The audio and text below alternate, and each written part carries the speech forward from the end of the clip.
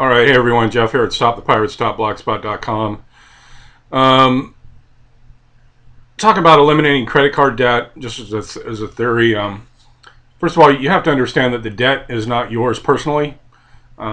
Since you began doing, what we call money transactions or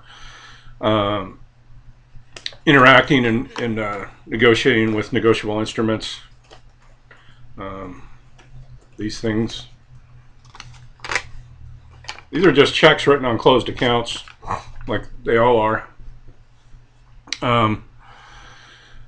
from a trust account. And you and I have functioned as a sort of a voluntary fiduciary representative for this trust account.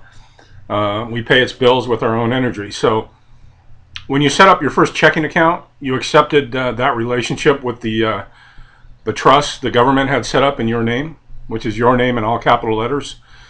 You have not really had control of that trust because you've never claimed it, and your parents didn't know. And you can reclaim that trust through a what we call a redemption process. Go to stopthepirates.blogspot.com. The money system maintains the illusion by things like, if you still have a checking account, this is really interesting, and look at the signature line on the checking account, and you can just search engine micro print on checks and look at the images, and they'll see it. It's not just a line. It'll say MP next to it, and it'll say authorized rep, authorized rep, authorized representative all across the line in micro print. So, which means that you and I are the authorized representative of this trust account set up at our birth. And the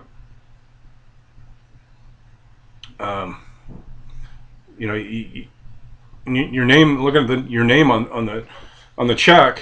It's not you. It's this trust account that was set up with your name in all capital letters. So it's a corporate entity, and so I'll just make this really quick. It's really fascinating when you get into all this stuff. But you look at a $1 bill, because when we're born, they issue a birth certificate, and the birth certificate is issued on bond paper. If you go down to the county recorder's office and request a copy of your birth certificate, you'll see it's on bond paper. It's bonded. So the amount of money that you're going to pay into the IRS over your lifetime, they actuary that out and they hypothecate it, and or they issue a bond on it. So it's a promise to pay what? It's a promise to pay, because there is no money. So it's really interesting. It's how that kind of the Ponzi scheme works. But you need to have the energy from the bonded debt slaves, and you and I are bonded. And when I say bonded, like a plumber is bonded, or someone who works in expensive equipment or people's homes and things needs to be bonded against any actions that might happen, so they're covered like an insurance. And so you and I are bonded. And interesting to note too is that on your birth certificate, your mother's maiden name is always used, not her married last name, which ultimately makes us all bastard children. And the hospitals are foundling hospitals. So she goes in there without any, basically as a pauper, says, I don't have any money, which they don't, or anything to raise this child.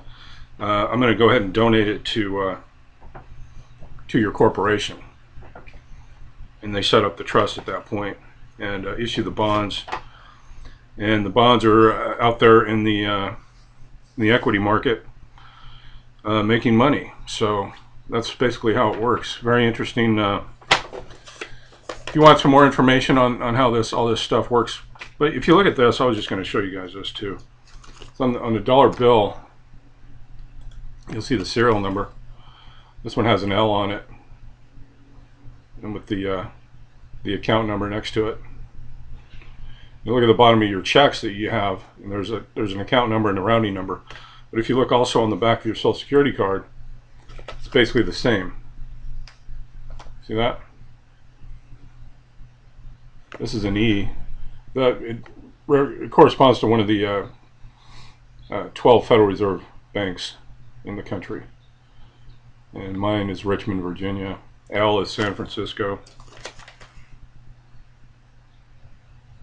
Yeah. Anyway, what's interesting too is none of the other bills have that. The older ones do. Like here's an older 10. We look at the new 10s. They don't, because I think they're. And here's an older 20. This is from the.